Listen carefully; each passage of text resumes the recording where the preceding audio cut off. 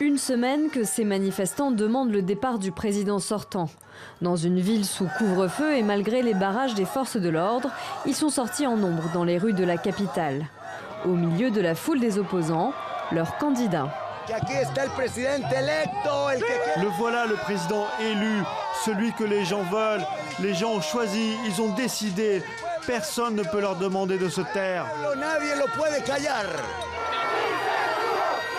Salvador Nasrallah estime avoir remporté le scrutin. Lui et ses partisans dénoncent une fraude électorale du parti au pouvoir. Malheureusement, le pays est pris en otage par une minorité. Et cette minorité met le pays en échec et mat. Nous avons besoin de l'aide des organisations internationales.